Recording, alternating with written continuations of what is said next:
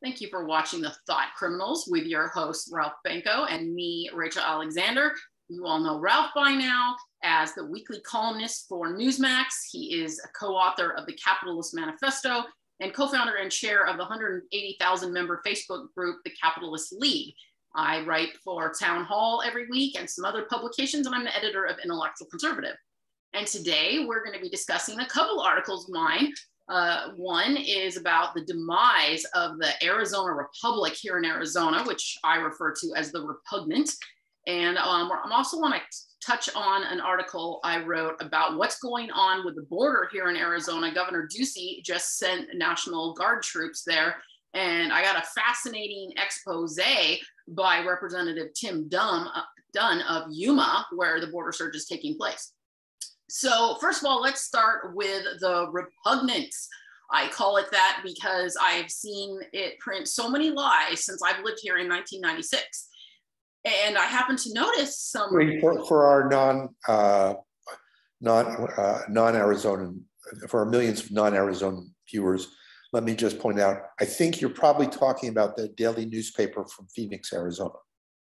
It is, but it ostensibly covers the whole state.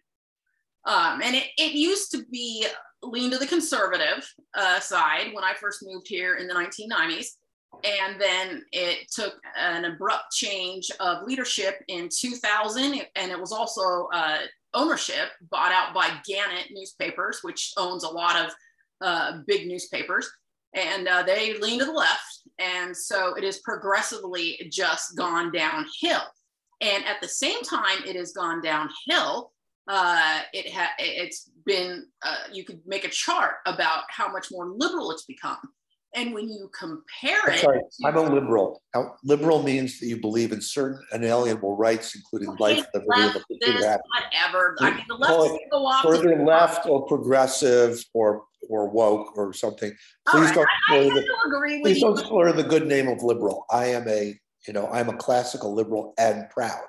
Okay, Democrats, leftists, left-leaning. I use left-leaning a lot because that works. Left-leaning is just fine. And I do like to use leftist because people on the left hate that term. I don't know why not. I mean, I refer to myself as right-wing all the time and I don't care. But for some reason, like my lefty friend who I talk to every day, he can't stand being called a leftist. And my emotional lefty friend who periodically doesn't talk to me for months at a time because he gets so mad over politics, he literally gets livid when I call him a leftist. But anyways. Well, wait a second. Just so you know, my favorite drink are the tears of left-wing snowflakes, the melted tears of left-wing snowflakes. So bring it on. You make those calling them left-wingers makes them cry. Bring it on, more for me to drink. It's going to be a leftist bashing session. Yeah. Well, when you look at the demise of the Arizona Republic, like their subscribers dropping compared to other similar newspapers around the country, it's lost them faster. The last few years, it's had a decline of 17% subscribers each year versus 12% on average for other similar papers. And so I believe there actually is a correlation. People here hate it so much. I didn't make up the term repugnant. Everybody calls it that. And I have a theory, and I've worked in journalism long enough, so I think there might be some truth to this. I think their, management board, editorial board, whatever, all, managing the journalists, I think they sit around every day and they decide who's going to write an article bashing Carrie Lake for governor. Who's going to write an article bashing Brnovich, who's the attorney general now running for U.S. Senate? Who's going to write an article bashing the Arizona Republican Party and Kelly Ward? I think they literally sit around and divvy it up because I spy on them. I see what they're up to. And every day there is a couple of hit pieces. And it's just not normal. And now all their lefty journalists are all complaining. They formed this union. It doesn't have much power. They're doing things like taking away their work cell phones. They haven't increased their mileage rate for when they, drive around the state since 1999 levels provided by the IRS. And And even worse, these lefties don't even pay women and minorities as much as they do white males. And we're not talking just a little bit. Like, there were numbers like 30% less. So I think this is happening because they are so far to the left. I think they'd be able to manage a little bit more. They're joking about how the Phoenix News Lines, which is what I call the Phoenix New Times, the alternative rag here that's even worse, they actually are paying their employers a better base salary. And I looked at some of these salaries. There was an experienced reporter they brought over here, and they didn't even want to pay him like $38,000. I mean, you can barely live off of that if you've got like college loans or a family. This is the demise of left-wing journalism. Well, it's the demise of journalism. Thanks. Let me let you in on an inside story. Okay, there were three people who destroyed the American newspaper industry. And by the way, it was a creative destruction, Schumpeterian kind of thing. There was no animus to it. Craig, who invented Craigslist, free online advertising to sell your used bicycle or whatever, whatever your services are, sucked declassified advertising out of the newspapers. They gave away they allowed people to do free or very low cost classified advertising on the internet, taking a huge chunk out of the newspapers' revenues because they were relying on these, fat classified ads for, work, help wanted, or things for sale, or barbershops, or whatever it happened to be. So Craig, whose last name I'm drawing kind of blank on, who invented Craigslist, sucked all that money. And by the way, he didn't put it in his own pocket. He gave it away for free. Later on, he imposed a small fee for Craigslist advertising in a number of the bigger cities. But it was just like he torpedoed their revenue base. And then came along Eric Schmidt at Google and Mark Zuckerberg at Facebook, and they started sucking out the commercial ads, the space ads. So all of that advertising, all that yummy advertising revenue has all gone on to the big web giants, and it's come out of the pockets of the newspapers, and so they have except for there are some exceptions. Okay. Public notices. They have been fighting it here in Arizona desperately to keep the right through Arizona statutes to only allow you to do required legal public notices in print newspapers. It's insane. It's outdated. I actually helped a friend of mine try to lobby the legislature a few years ago, but you can't get anywhere because they're so powerful. Yeah. So Jeff Bezos, who is a terrific businessman, although a lot of people don't like him because he's such a hard-driving skinflint. He bought the Washington Post and he turned it around. Washington Post was bleeding money, and under his management, under the executives that he appointed to run it like a good business, the Washington Post is now once again making good coin. And so, you pointed out, you got them to stop bashing. Bezos got them to stop bashing capitalism. Well, I don't know. I never basically claimed that Bezos did that, but because he's a very light touch kind of guy. But their new editor,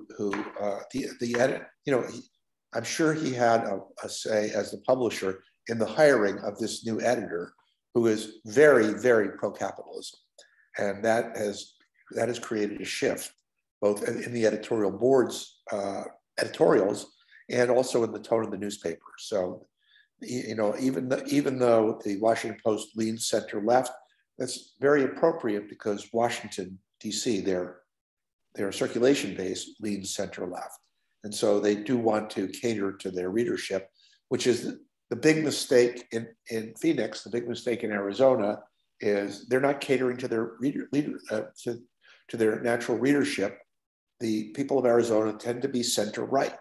And so they're just stuck in some kind of left-wing trance, just like the Democratic Party, who thinks, oh, the reason that Biden is so unpopular is he's moved left, but he hasn't moved far enough left fast enough, hard enough, until he falls off the back of the flat Earth and lands on the turtle shell that is holding up the planet. So, they just have this theory. It's called reality by agreement rather than reality by proof. So they are so consumed with their narrative, and that's exactly what you said. They sit around and decide who's going to write a mean story about the governor, who's going to write a mean story about this conservative, Brnovich, a conservative U.S. Senate candidate, and one of the refugees from the New York Times many years ago, when it started listing far left, talked about how they came up with a narrative, and all the stories that they were assigning had to accord with the narrative, or they got spiked. They didn't get assigned. So the left is big into narrative, and I would be fine with that if it was a nonfiction narrative. But it's a lunatic fringe narrative that is not according with reality. And pesky little subscribers like you, and pesky little voters like me, we hear this not all of this weird stuff that doesn't that does not accord with our experience of reality. And what do? We run the other way. We cancel our subscription, and we get our news elsewhere, or we vote for the Republicans, who, as heinous as they may be, remember, as they used to say, there are two parties: the evil party and the stupid party. So there's an exodus going of people leaving the evil party, the Democrats, and moving to the stupid party, the Republicans. I don't have a very high opinion of either one, but if I have to choose between evil and stupid, it's the stupid economy. So I'll go with stupid any day, and so I think we're most Americans. And so let's just move on to my other article, which you can find on Arizona Sun-Times, and we always put the URLs. Before we move on, is the Arizona Republic actually going out of business, or is it just seeing that its subscription-based is dwindling fast, and it's only a matter of time? I haven't heard that it's going out of business yet, but I believe it's only a matter of time. They only have 116,000 subscribers, I believe. Don't quote me on that, but it's in my article. And I don't see anything turning around. One thing I didn't mention in this video is the layoffs. They're just horrendous. They'll chop 15% one year, 15% another year. All these old respected columnists that we all, have come to, some of them actually love over the years. They were all bought out. It's mostly just unpaid interns doing a lot of the work now. So, I think the writing's on the wall. They haven't been able to adapt, and nobody reads them. And most of their articles that are any good are behind subscriber paywalls anyway. Got it. So when you say that the Repugnant is going down, you're talking about a slow death spiral. You're not talking about a recent announcement saying that they're closing shop. Just trying to be clear on that. Yeah, it's mainly been going really downhill since the late 2000s. I think it was 2007 when Randy Lovely became the editor and just started laying people off en masse. And the reason this came on my radar is because I saw some Arizona Republic employees bashing the paper and the ownership just so blatantly recently. I mean, their tweets are like incredible. I can't believe they still have jobs, but they have a union now, so they've got some protection. But yeah, I mean, if you read the things they were saying about their owner, it's really bad. Wow. Well, all I can say, Rachel, is I'm a union guy. I'm a dues-paying member, probably the only dues-paying member of the AFL-CIO. And so one of these days, I'm going to get around to organizing the thought criminals, because I want higher pay and better working conditions. And if I could just get you to join the union too, we could go into solidarity and collectively bargain with the owners and the management, which happens to be us. I'm not exactly sure how this is going to work. Okay. So on that note, my other article, which is on Arizona Sun-Times, I interviewed this legislature done down in Yuma County. And I asked him, why is there a surge in illegal immigrants coming over the border right now? And he says, what's going on is Trump had a remain in Mexico policy, which many people know meant when you were applying for asylum after you illegally crossed the border, you were required to wait on the Mexico side for your hearing. And Biden got rid of that right away, but the administration realizes that ain't working. So they've had second thoughts. And so they're going to be re-implementing it along the border. And they started implementing it in a Texas border district. So the illegal immigrants who were thinking about coming over the border into Texas, they decided, oh man, we better go to Arizona. And so that's part of the reason for the surge. And another part of the reason is because the illegal immigrants are hearing messages that if they come to the US, they will be given a free ride from the US government to another area, and then they will get family reunification, because that's what the Biden administration is doing. And so this legislature, Tim Dunn told me that he actually has some compassion for the illegal immigrants because they are just doing what they heard. And it's down to like a science at the border. When they come over, they run to the Border Patrol. They want to get detained because they realize they're just going to get a free ride. He referred to it as Uber. They're going to get a free Uber ride to some right-wing state or city where the Biden administration is dumping them off in. And the only ones that you ever see running away from the Border Patrol across the desert are the ones with criminal backgrounds, because at least they're not necessarily all getting a free ride once the Border Patrol accosts them, looks them up, and sees that they've got a criminal background. So Dunn said, you know what? Instead of having this chaos, why doesn't the Biden administration just have controlled chaos where it actually tells the border crossers, hey, why don't you all just cross the border like right here at this fence? And that way we can, manage this a little bit better. And you guys don't all go running all over crops, destroying, these farmers' farms. And so that's basically the status of where we are at. And the surge is just out of control because the Biden administration is sending a way different message than the Trump administration did. Well, we've clearly got a problem here.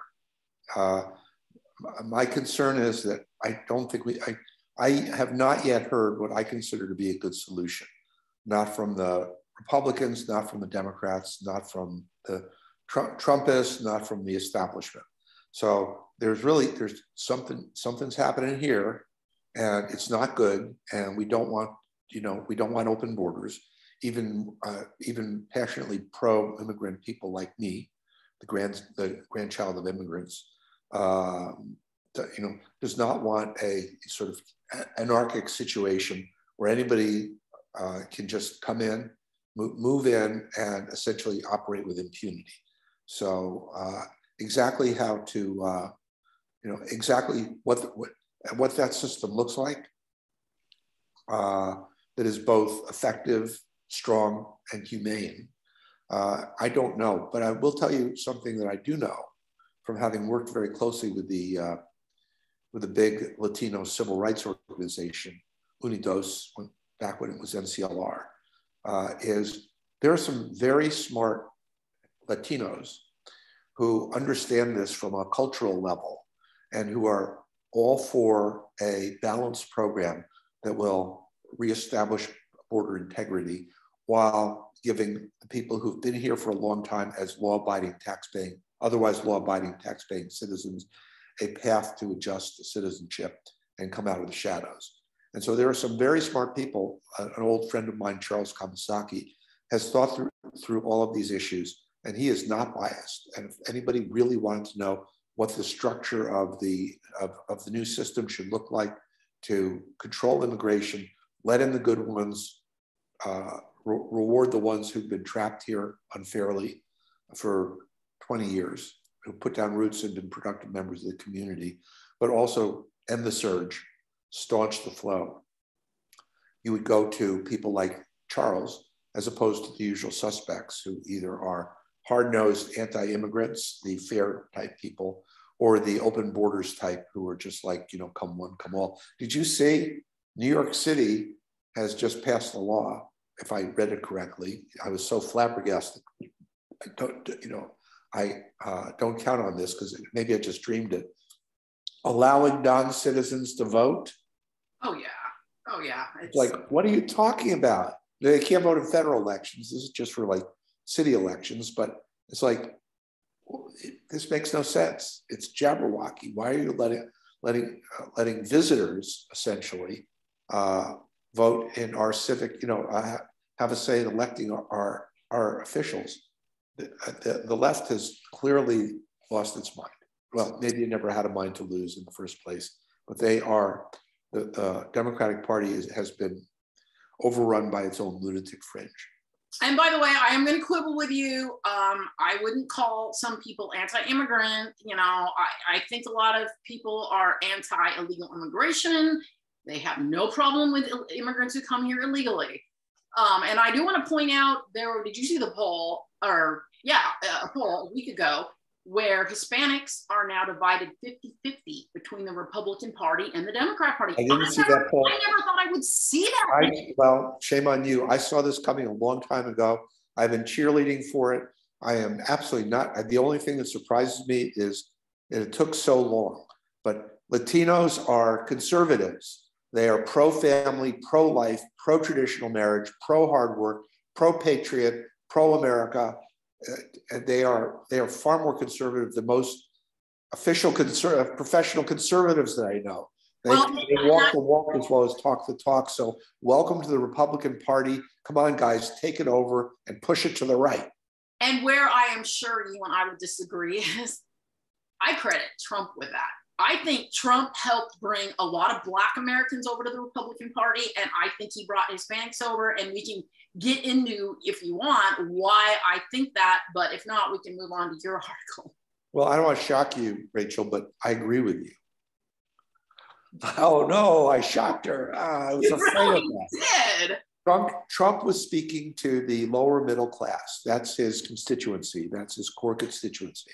And most ethnics, most Latinos, most Blacks are working class who are trying to break into the middle class. And he talked to them. He validated their aspirations. I'm not sure all of his policies were well calculated to do that, his tariffs and whatnot, but he definitely, this was his people. This is his base. He knew it. He spoke to them. They resonated to it. It does not shock me at all that the people of color are beginning to move to the Republican Party because they liked what they heard from Donald Trump. They understood that he was validating their aspirations in a way that the leaders of the Democratic Party, the elite progressives, all of whom are professors or journalists or politicians or lawyers or whatever, upper, sort of elites, they claim to stand up for the working class, but look around. There are no working class in their ranks. They're not given positions. They're not given jobs. They're not given goodies.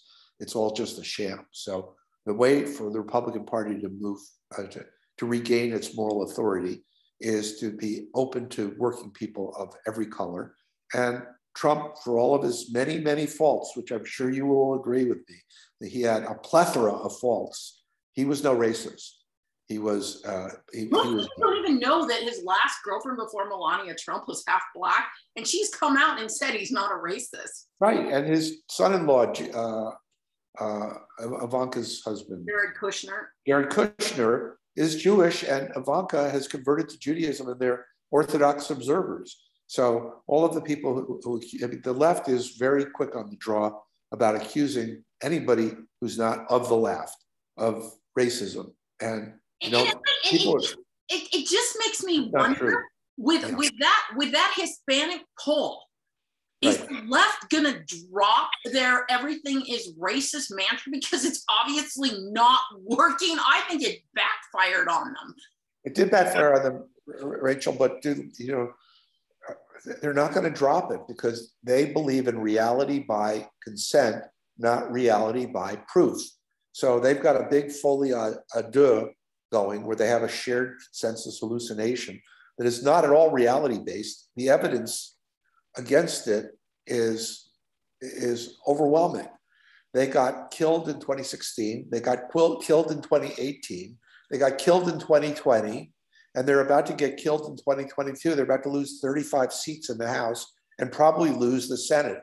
And you know what they're going to say? We didn't move far enough left fast enough, guys. So it's kind of like, hey, maybe they'll allege voter fraud.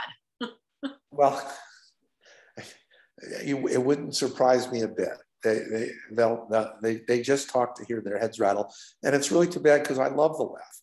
You know, I just no. I remember when Obama was elected president, I was going around talking in front of all these conservative organizations, and I would stand up and I would, after everybody was busily snowflaking out on Obama and whining and crying and all that stuff, I would stand up and I'd say, I love Barack Obama.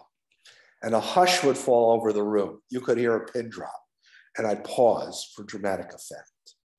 And then I'd say, not since December 25th, 1991, when the Soviet Union dissolved itself, have I had an adversary worthy of my powers. So come on, Barack Obama, you are an adversary worthy of my powers. Game on. And people would look at me in a state of complete confusion and consternation. I was never that impressed by him. I don't think he's necessarily that smart, but I always like to point out my former boss, Maricopa County Attorney Andrew Thomas, said he went to law school with Barack Obama. They were in the same class, and he's convinced he actually is highly intelligent. It's not just all teleprompter stuff. Yeah, he is. Although I hear people who know the inside story is that he's also lazy and a little bit arrogant, and so he wasn't nearly as effective as he could have been. But I'm not an Obama basher, just like I'm not a Biden basher. I do want the Republican Party to up its game and win fair and square and stop whining. There's no crying in baseball. And we used to make fun of the left for its victim mentality until we adopted a victim mentality. And it's like, let's get over it. Let's just win this fair and square. And the way we do that, Rachel Alexander, I'm glad you asked me, is the gold standard. Okay, what a segue. What a segue. Okay, listen, the gold standard has a quirky reputation because of a big mistake, which was the gold standard actually ended the day World War I started, the real gold standard. And then after World War I in 1922, the nations all got together in Genoa, Italy, and created a phony gold standard, which led to the Roaring '20s and then the Black Monday and the Great Depression. The collapse of the fake gold standard gave the real gold standard a bad name. And then after World War II, everybody got together in Bretton Woods, New Hampshire at the Hotel Washington and created a new phony gold standard, which was actually better than what we've got now, but it was flawed. It was doomed to collapse. And indeed, it did collapse under Lyndon Johnson and Richard Nixon. And then we had all of these nimrods like Gerald Ford and Jimmy Carter, who were paddling around in in rising inflation, rising to double-digit inflation. And I've read Carter's speeches of those days. Nobody knows what causes inflation. Yes, we do. Bad monetary policy. Every serious economist knows, as Milton Friedman said, inflation is always and everywhere a monetary phenomenon. Now, the Republicans don't really get this. They're blaming Biden's spending on this, Biden's promiscuous spending on this. Don't get me wrong, I'm against the promiscuous spending, totally, okay? But that doesn't explain why you've got massive inflation in Brazil and massive inflation in Turkey and massive inflation in Hungary. We've got bad monetary policy coming out of the Fed. And the Fed essentially runs the monetary policy of the world.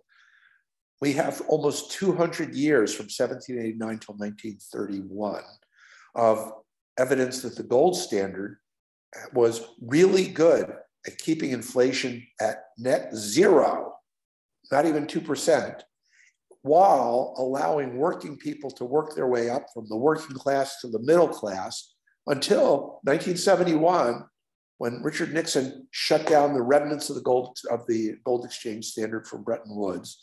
Okay, and immediately median family income, you can look up the charts. It's look up Fred, the St. Louis Fed's chart service. Median family income flatlined right after 1973, when we didn't go back to the gold standard like everybody expected. And the top 10%, the top 1%, they hockey stick. Their income went up high. So there are two values that the gold standard supports: equitable prosperity. Both of them are goods, okay? Fairness and prospering are not antithetical to each other. They go together like ham and eggs.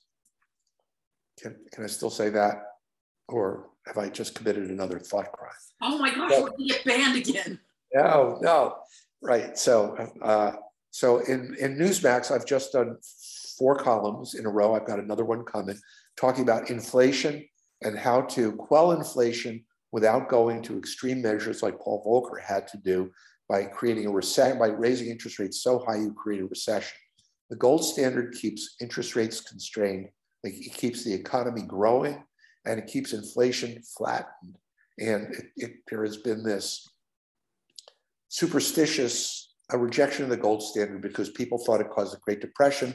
And then you had this lunatic pop economist named Harry Brown, who converted you to libertarianism, who was, what?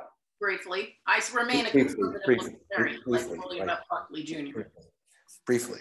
I always thought you became a librarian, but now you've revealed for the first time you didn't become a librarian, you became a libertarian. Briefly, welcome back to the grand old party. At least you didn't mistake me for becoming a libertine.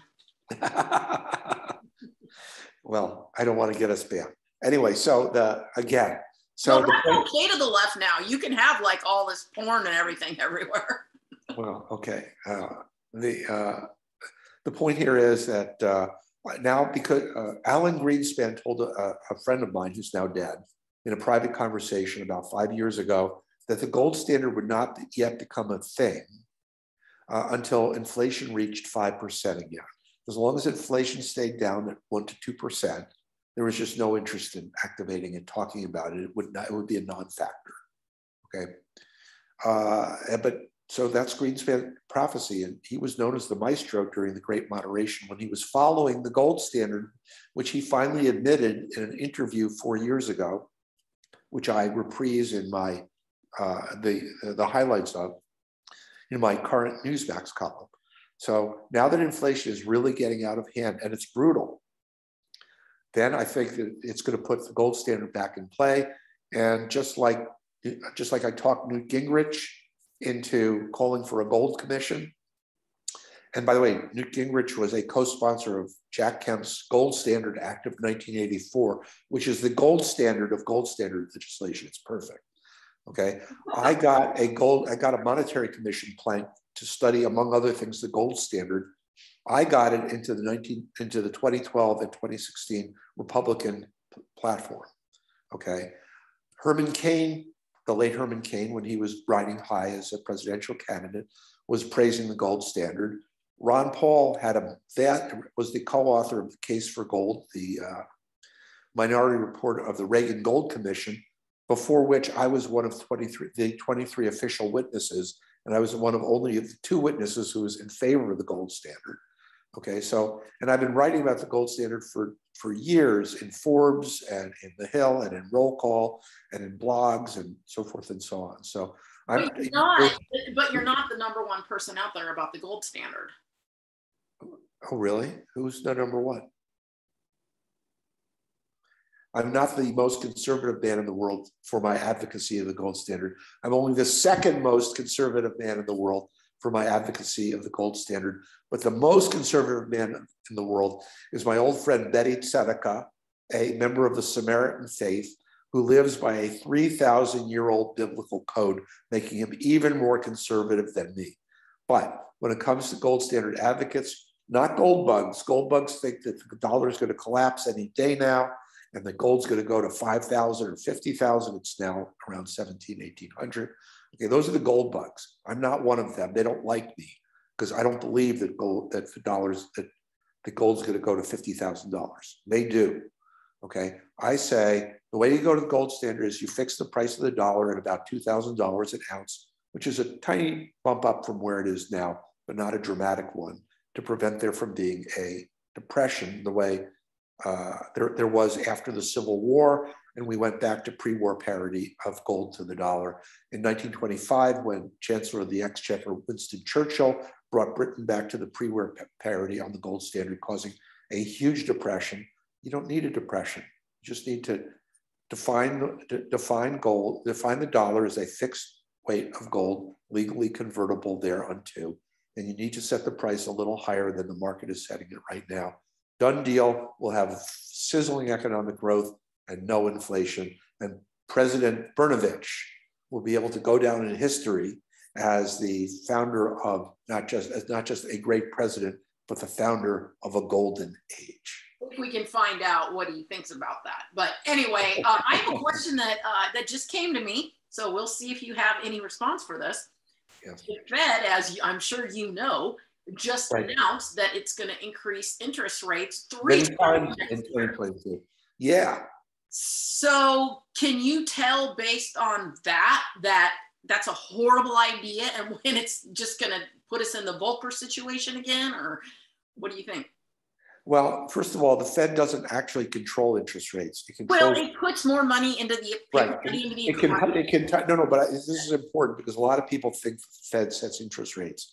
And as Dr. Deidre McCuskey and other really fine economists have shown, that the Fed's Fed funds rate is trivial compared to the credit markets. And by raising or lowering the discount rate, they don't really affect interest rates. So let's just put that misunderstanding to rest. They can tighten, though. They can taper. They can stop injecting. They can stop buying bonds, thereby printing money to buy bonds, thereby injecting more money than the economy can stand into the economy. The question is, do they have the finesse to taper in a way that will not throw the economy into a recession? I wrote a column about a month ago talking about how it was a mistake to reappoint Jay Powell or a mistake to appoint Lael Brainerd, two very fine, brilliant, highly honorable public servants, but both of them are inflation doves. Okay, we need an inflation hawk. So it's hard to tell whether Powell is going to stabilize things now without throwing the country into a recession. If you're doing it through fiduciary, if you're doing it through discretion, which is what they're doing, it's really hard to do. If you do it through the gold standard, it's really easy to do, but the gold standard is very unfashionable. Academic economists really hate it. So what could an inflation hawk do if they're not going to go as far as putting us back on the gold standard? They can stop buying bonds. They can stop injecting liquidity into the money markets. And the part of the problem with the transition is it takes between 1 and 6 months for Fed action to filter into the economy, and then it takes between a year and 18 months before it filters into the price level.